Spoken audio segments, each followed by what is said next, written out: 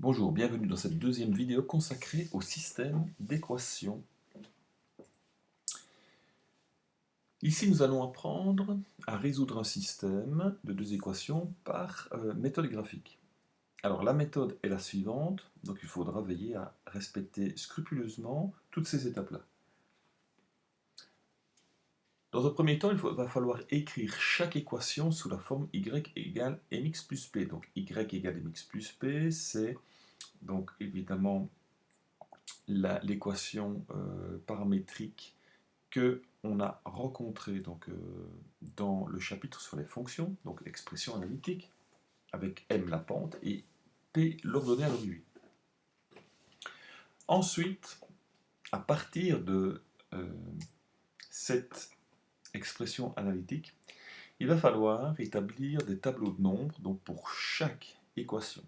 Donc simplement ici, on impose une valeur en abscisse et on calcule la valeur en ordonnée correspondante. À partir de ces tableaux de nombres, eh bien, on va pouvoir représenter les droites correspondantes dans un repère cartésien, puisque ces tableaux de nombres en fait représentent des couples de points, donc des coordonnées de points, que l'on va placer dans un repère cartésien et donc tracer les droites. Et donc, la solution du système d'équations sera le point d'intersection des droites qui sont représentées dans le repère cartésien. Ensuite, il va falloir vérifier la solution obtenue en la remplaçant dans le système de départ. Donc, comme on avait vu dans la première vidéo. Bien. Prenons le premier exemple. 2x plus y est égal à 7, 3x plus 3y est égal à 15. Donc ici, ce sont deux équations du premier degré. Donc, ce sont des droites. On ne verra pas ici d'équations du second degré dans les systèmes. Alors la première équation correspond à la première droite, donc 2x plus y égale 7. Et la seconde équation correspond à la deuxième droite, 3x plus 3y égale 15. Donc ce que je vais devoir faire, c'est, première étape, écrire chaque équation sous la forme y égale mx plus p. Donc on isole y, c'est comme si on résolvait une équation. Donc on se débarrasse des termes qui ne sont pas à leur place. Donc ici, pour la première, y est égal à moins 2x plus 7. Et pour la seconde, 3y égale moins 3x plus 15. Alors attention, évidemment, il nous faut y égale, et donc on va devoir diviser chaque membre de l'égalité par 3, et dans la seconde égalité, sachant qu'on a deux termes, il faut diviser ces deux termes-là, donc tous les deux, par 3. Donc on obtient y égale à moins x plus 5. Une fois cela fait, eh bien on établit des tableaux de nombres, un tableau pour chaque droite. Et donc, ici, on pourrait se limiter à deux couples de points à chaque fois dans les tableaux, mais il vaut mieux en faire trois pour être certain d'avoir trois points alignés et donc ne pas s'être trompé dans ces calculs. Si vous ne calculez que deux points, ben, vous ne savez pas si vous êtes trompé de calcul pour l'un ou l'autre des points, puisque vous obtiendrez de toute façon deux points et une droite, il suffit de deux points pour la tracer.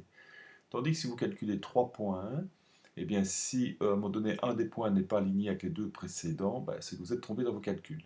Par contre, si vous avez 3 points qui sont alignés, c'est que vos calculs sont corrects.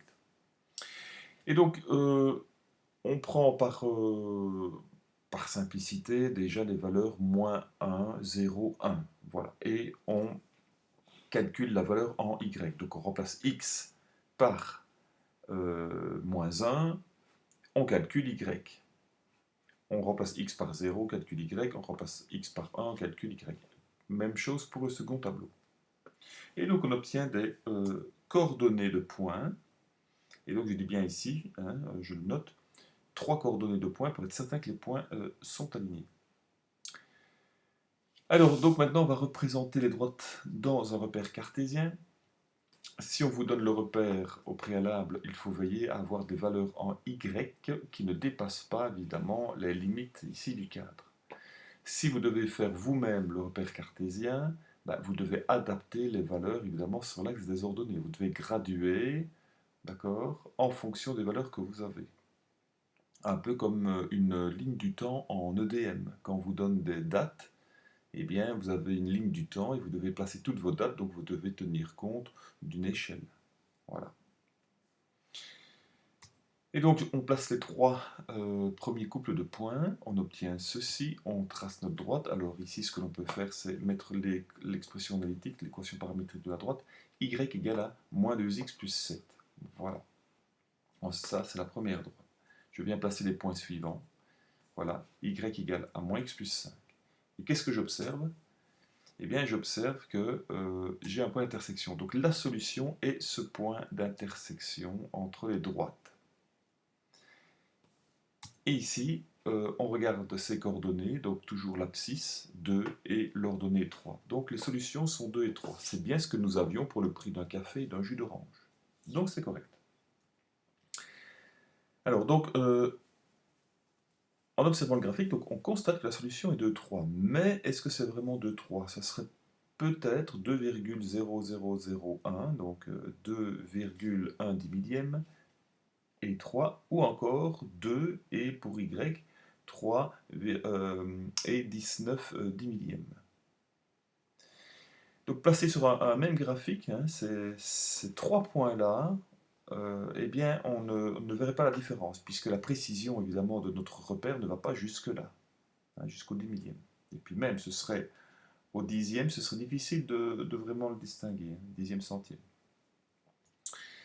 Donc il faut vérifier nos solutions. On reprend le système de départ auquel on n'a fait aucune transformation, d'accord? On reprend l'énoncé de départ tel quel et on vient remplacer par les valeurs que l'on a trouvées. Et donc je teste, donc je mets un point d'interrogation. Est-ce que c'est bien égal à 7 et à 15? Je calcule et pour finir j'ai 7 égale 7, 15 égale 15. Donc oui, le point de coordonnées 2, 3 est bien solution de mon système d'équations. Exemple numéro 2, 4x moins y égale moins 22, 6x plus 2y égale moins 12. Ma première droite, c'est la première équation, ma seconde droite, c'est la seconde équation, j'isole y. Donc ici j'ai y égale 4x plus 22, attention, parce que y ici est négatif, d'accord? Donc il faut avoir un y positif. Et si vous avez moins y égale une somme de termes, vous devez évidemment modifier le signe de tous les termes. Et la deuxième droite, on a 6x plus 2y égale moins 12. On a 2y égale moins 6x moins 12, donc il faut diviser tous les termes par 2. Et on obtient y égale à moins 3x moins 6. À partir de ces équations, je vais faire des tableaux de nombres. Je calcule toujours les coordonnées de 3 points. J'ai de nouveau pris moins 1, 0, 1, moins 1, 0, 1. Alors on observe ici que pour la première droite, pour les valeurs en abscisse moins 1, 0, 1, j'obtiens des valeurs en y qui sont élevées, 18, 22, 26. Or, on vous a encore donné le repère cartésien avec les valeurs en ordonnée qui allaient de moins 10 à 10.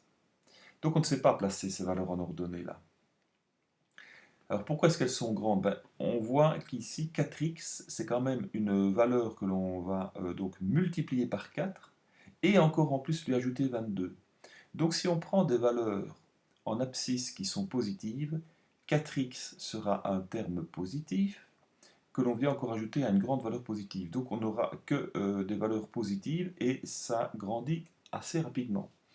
Donc il va falloir essayer de se rapprocher de 0, d'accord, de diminuer dans les valeurs, en essayant d'avoir le terme 4x qui va donner des valeurs négatives. Donc nous allons remplacer x par des valeurs négatives qui sont un peu plus grandes en valeur absolue. Donc voilà, moins 6, moins 5 et moins 4. Eh bien, moins 6 fois 4, ça fait moins 24, plus 22, ça fait moins 2. Là, c'est mieux, on est plus proche hein, de 0, disons, on est entre moins 10 et 10. Moins 5, ça donne 2, moins 4, ça donne 6. Pour l'autre, ben, il n'y avait pas de souci. Et donc, je place mes points, voilà, pour la première droite. Je mais l'équation à côté, comme ça je vois de quelle droite il s'agit, pardon. et je mets les points de la seconde. Je trace ma droite, j'ai un point d'intersection, et si je regarde les coordonnées, j'ai moins 4, 6.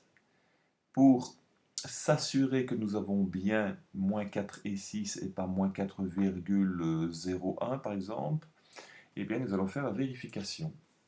On reprend le système de départ auquel on n'a rien transformé et on revient remplacer x et y par les valeurs de la solution trouvée.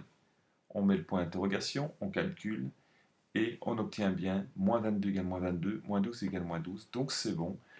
La solution moins 4, 6 est bien, donc le point de coordonnée moins 4, 6 est bien solution de mon système. Alors pour les exercices suivants, d'accord, on obtient ces deux droites-là, voilà. Donc vous avez les solutions finales, donc 0,7, mais je vous mets quand même les droites que vous devez obtenir. Donc on obtient le point de coordonnée 0, moins 7. Et pour l'autre, nous avons le point de coordonnée moins 2, moins 5. Voilà, cette vidéo est terminée. On se retrouve pour la prochaine. À bientôt.